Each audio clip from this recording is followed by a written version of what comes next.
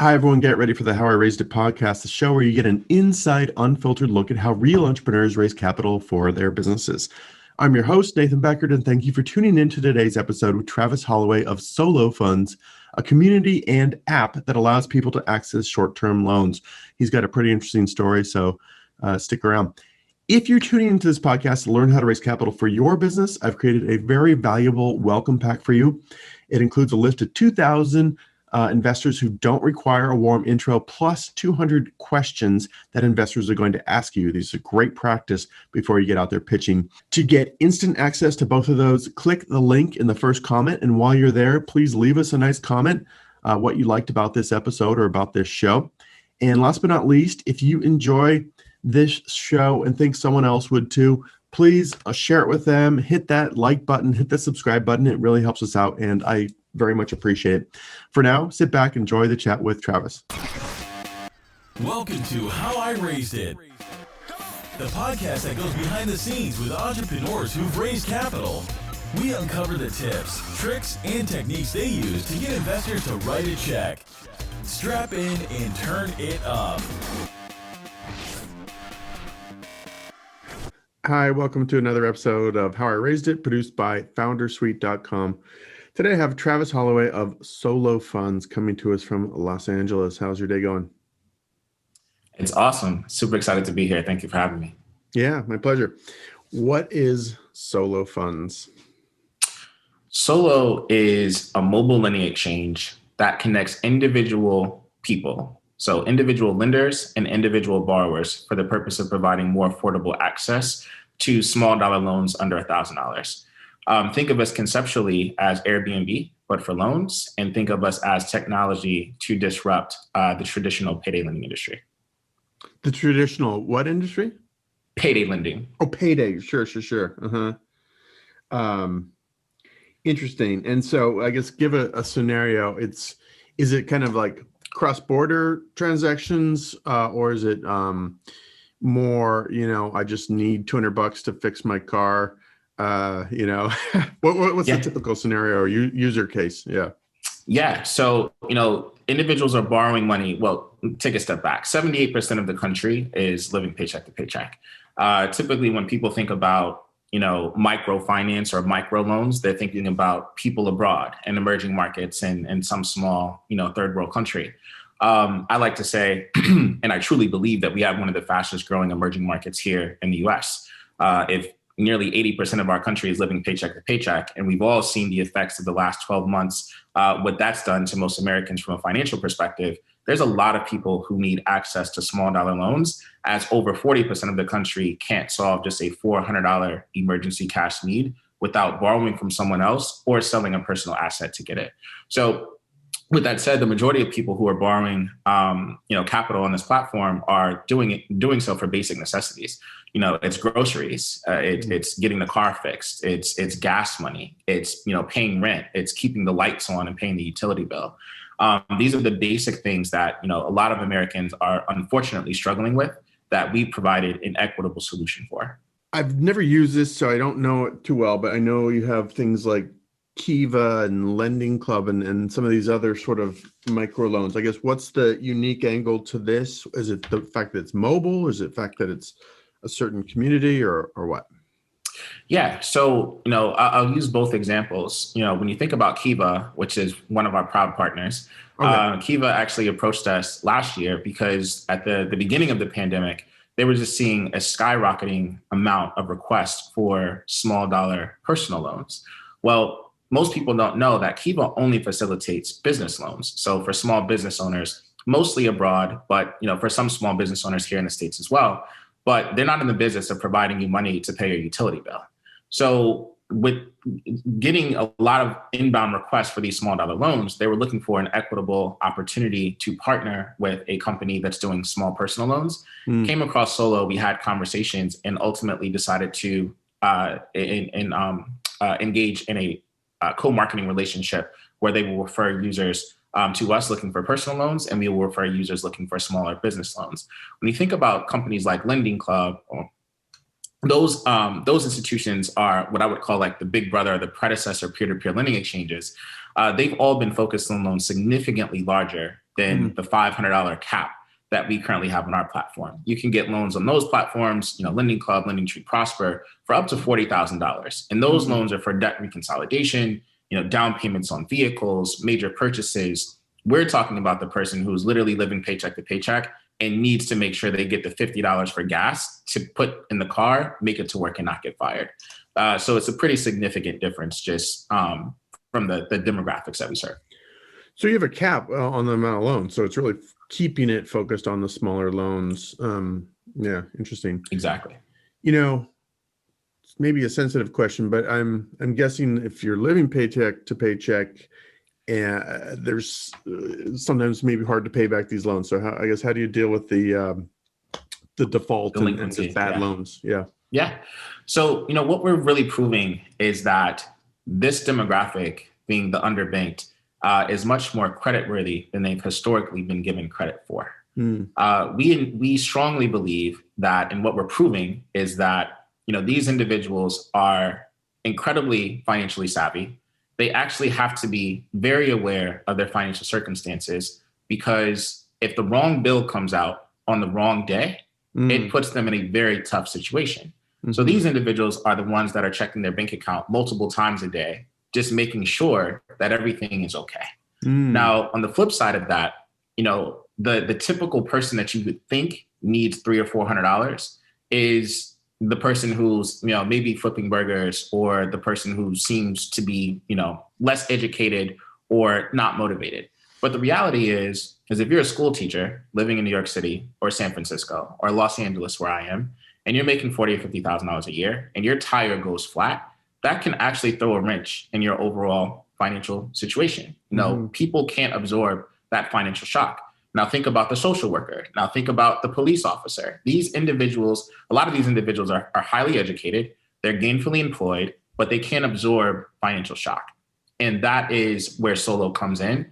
And it's really exciting to be able to provide this opportunity for capital to these individuals that is more equitable and more affordable.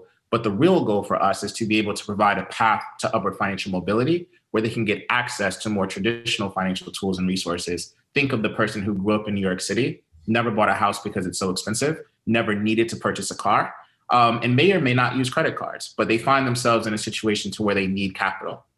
They have no credit, and you cannot walk into any bank today and get a loan for $50 or $100. So with that said, providing this opportunity for us to leverage some of their user data to give them that path to upward financial mobility where they get access to more traditional financial tools and resources is the ultimate end game.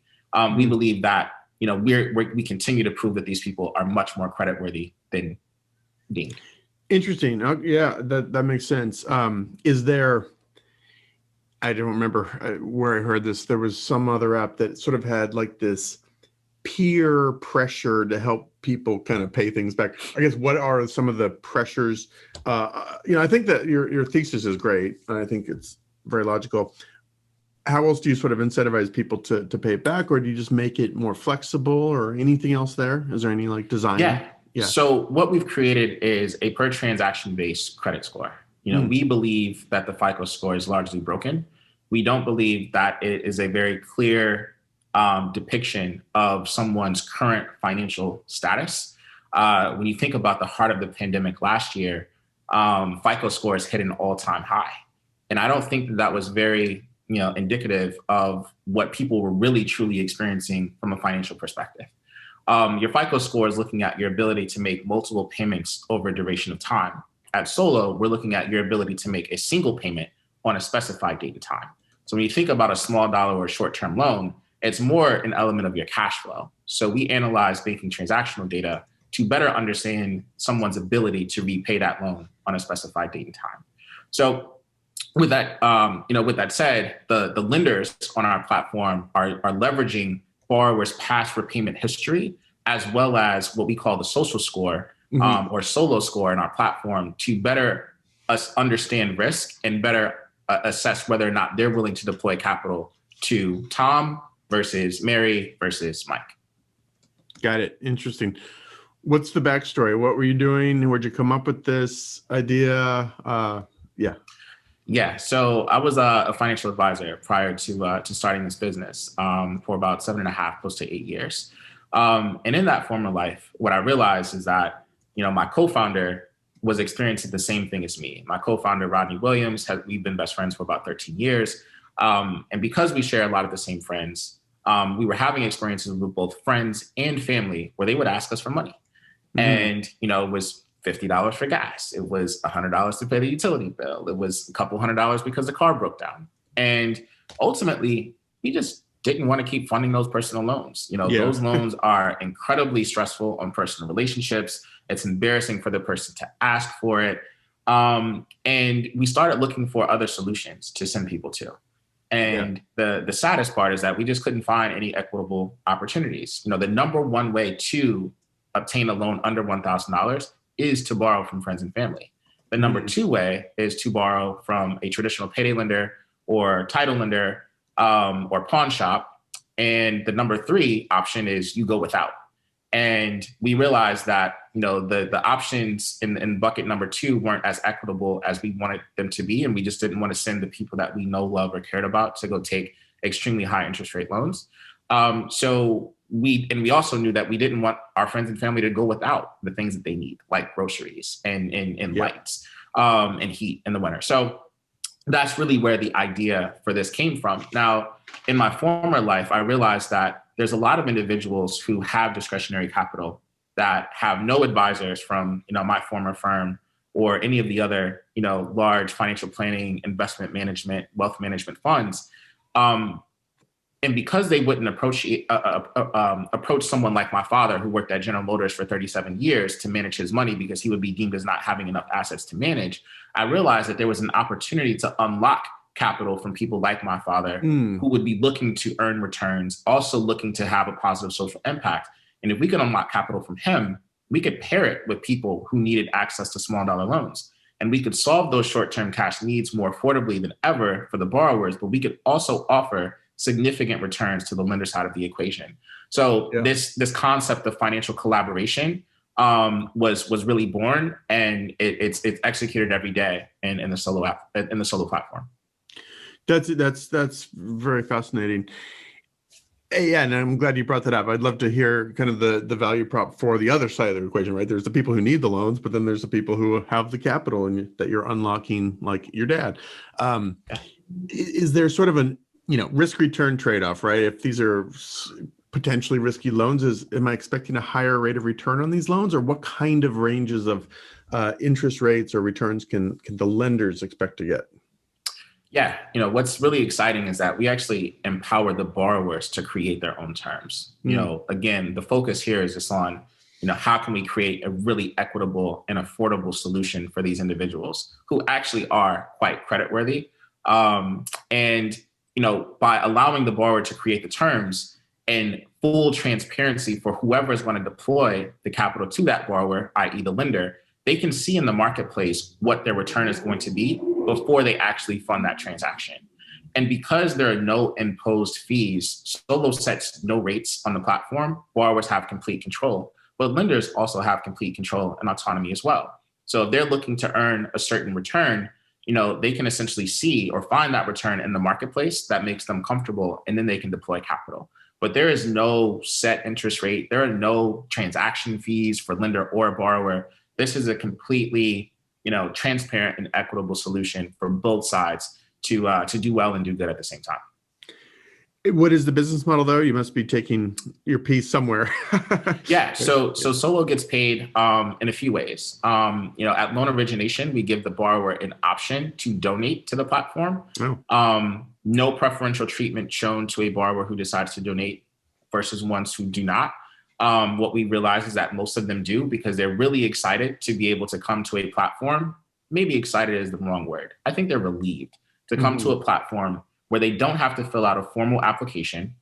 No one is saying, hey, you're approved or you're declined. Anyone can post a loan to the marketplace.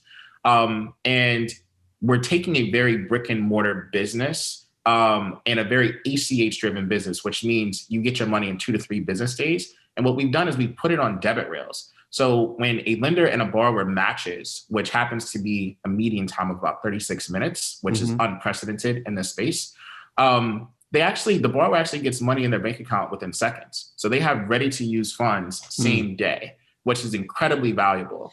So the way that, we get paid is, that donation at origination. We also released a feature April of last year that we call solo lender protection. Solo lender protection allows a lender to opt in for a nominal fee, the ability to protect their loan against the inherent default risk that would exist in a peer-to-peer lending exchange. So if the lender decides to opt into that, we charge them a fee. But if that loan that they funded goes delinquent, they actually get 100% of the loan principal back. They get that back in the form of a credit that can be used to fund a subsequent loan in the marketplace. But when that subsequent loan is repaid, they get their cash back. So it's not a credit like a store credit that would be issued in perpetuity. It does revert back to cash. So what that's done is it significantly improved the overall net lender return because they're not absorbing a loss. But it also allows for that capital to power even more of an impact in the platform in general. Cool. All right, let's talk about raising money for this. So how much have you guys raised and over how many rounds? We raised 14 million over 2 rounds. So our seed and Series A. Let's talk about the early days and getting this off the ground. And did you do any friends and family, or did you just go straight to that seed round, or what? We did. Very, very, very little friends and family. As a minority founder or a Black founder specifically, when you think about the wealth gap that people like myself experience, right? Average, call it the net worth of a Black family is about $17,000 versus our white counterparts is about 170,000 plus, maybe 171,000, somewhere around there. Significant difference. So when, you have this great idea and, you're talking about, raising capital to get off the ground, many of the people who look like me, unfortunately, just don't have the opportunity to go raise $500,000 or $1 million from friends and family. So it requires being a bit more resourceful. Fortunately for me, I had a professional background prior to this. My co-founder also had a professional background prior to starting his first company. That he was able to go raise over $40 million for. And because of his relationships and my relationships, we had the ability to go out and talk to investors early on that many founders who, look like me or just starting off in general, because raising money, no matter what color you are, is hard. Yes. It's incredibly difficult. So, we were able to leverage some relationships and resources that we had because of our former lives that made it a bit easier. Not easy, but easier to raise the capital. But with that said, we did have some really strong supporters early on that gave us what they could from friends and family, and then from there we were kind of off to the races with other angel investors who were a bit more seasoned. Talk about that process. So like you've just said, you're kind of coming from a less advantaged perspective. So how did you identify angel investors? How did you get in front of them? Really get into the details of like how you put that first round of capital together. Any tactics, any tips, any things that worked for you that you did kind of interesting? Yeah, go for it. Yeah, it's really about selling the story and the vision. And we would share that with as many people as we possibly could. What I was really excited about early on is that a lot of our early capital did come from other Black angels because they experienced a lot of the same issues that we did. And, when you're one of the more successful people in your families, you're kind of the go-to person to ask for money. And we would really kind of harp on that pain point that we felt, but we know for sure they feel because they have significantly more money. You're saying they get hit up for loans all the time because so they totally get your value prop. Exactly. So when I would talk to them about, friends and family asking for money, you would just see them kind of like, oh man, like, tell me about it. Like, sure. I can't even tell you how many people owe me money right now from my personal network. Yeah. And, them understanding that and us putting more structure around those transactions, the first thing that they would say is, oh, is this out? Is this released yet? Like the next time someone asks me for money, I'm going to send them to this. Like, I will give you the money. I'll lend you the money, but I'm going to lend it to you on this. Yeah. Because, the thing that we would connect on the most was like this convenient amnesia that people would get when it was time to pay back. And that's what was really stressful in those personal relationships. So to put real structure around these transactions and provide more transparency, and then do an automatic debit from the borrower's account on the agreed upon repayment date versus depending on them to remember it's time to pay back, Nathan for this loan. Yeah, it was a complete game changer. So, that personal pain point that we were experiencing was one that so many people in our communities feel, but I think it transcends across the board. But that's what that early story is what really got us over the hump. Totally makes sense.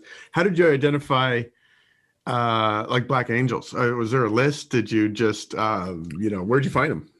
Yeah. So, the community is really small, right? Of Black Angels, of even just Black tech entrepreneurs. Like, we almost kind of all know each other. And if we don't know each other personally, like, we've heard of the person before. Sure. And, it's kind of like when you meet, 5 high net worth individuals who are deploying capital into tech startups, they're going to introduce you to, 5 other people each. And it just kind of was a snowball effect from there. And really just kind of leveraging the power of our network and the power of network effects allowed us to continue to get in front of these individuals. There are angel networks. There's one that's not an investor of mine, but I'm just going to shout them out just because, Black Angels Miami, who are doing some really amazing things, but there's a number of angel groups across the country that are either, led by, an African-American or a collective of African-Americans that, I think is really awesome because the capital early on at a seed stage is so difficult to get, and friends and family, or call it pre-seed, is so difficult to get. To have individuals who kind of understand some of those pain points that, I did, was incredibly valuable and will be valuable to other founders. That's great. I think that's super useful. Any other shout outs? If someone's listening to this, they're a Black founder, they're just starting this whole process, any other shout outs just to start to research or look at, like Black Angels Miami? Anything else like that? Yeah. I would say a number of funds led by Black individuals that are on our cap table. And I'll shout out Impact America Fund, based in the Bay Area, Mac Venture Capital, based here in Los Angeles. Mm-hmm. One of the earliest investors in our seed round, and our largest investor in our seed round, was Richard Dennis, who is a successful entrepreneur, had his company Sundial Brands acquired by Unilever a few years ago, but he actually runs 2 funds. He runs a fund called New Voices Fund, which is a $100 million fund partnered with Unilever, focused on, Black women founders. And he also has another fund, New General Markets Ventures, which is kind of everything else that he does. But, those are some of our really, really early supporters. And I'll also shout out Rain Ventures, who just closed their first fund. They're also based in Miami, and are probably one of our earliest supporters.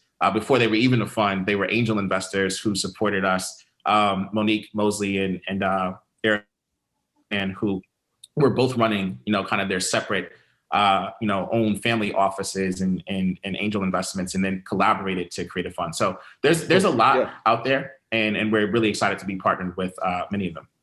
No, those are great starting points, I think, for people to kind of explore and tap into. Very good. Well, why don't we talk about this most recent round? You want to talk about putting this together? I guess what had changed in between the rounds, and was this just a growth round? What can you share? Yeah. So really, what changed was like exponential growth. When we launched the solo lender protection feature last April, we went on a run of just 40% consistent month-over-month growth. Many months over 40%, but on average, it was about 40 to 44% month-over-month growth. When you start to kind of put those numbers on the board, it starts to wake people up. And, whether they thought, hey, maybe this isn't going to work, or maybe they need institutional capital to keep this going, when they start to see that type of growth rate, it starts to just make a lot of sense to people. So I would say that growth was our solution. For some others, they don't have to prove the growth. And that's frustrating to watch from the sidelines sometimes. But for us, that was definitely, the change agent for us. With that said, though, I think we improved the platform just overall, and we really started to focus on, stronger unit economics. We started to focus on going out and securing, higher, more experienced levels of talent. And when you start bringing in, more experienced talent, you start navigating potholes that you would have otherwise hit. You're able to kind of feed from some of the experiences that they've had in the past, the things that work well, the things that don't work well. And I think that's really what was, the call it the impact. And the impactful point for us was, one, it was talent. Two, we made some really, really big bets that translated to growth. And then from there, we found partners that understood what we were doing and were really bought into the mission. And I think at the end of the day, the mission that we're on, which is to create, to provide financial autonomy for all, is something that resonated with, our investors in the Series A. They understood how massive this market is of people who need access to more equitable capital. They understood that, something was changing in the market where people were looking for returns. That's the reason why everyone is familiar with Robinhood today. That's the reason why, people are deploying capital on Coinbase. All of these non-traditional investors who most, if not all of them, do not have, a guy at Deutsche Bank or Goldman Sachs managing their money. These people are taking their paychecks and they're now deploying money into single stocks and cryptocurrencies. And when they look at Solo, it's a very similar opportunity. It's a significant return potential, but it also feels really good when you give someone money to go get groceries or to pay their rent and keep a roof over their head.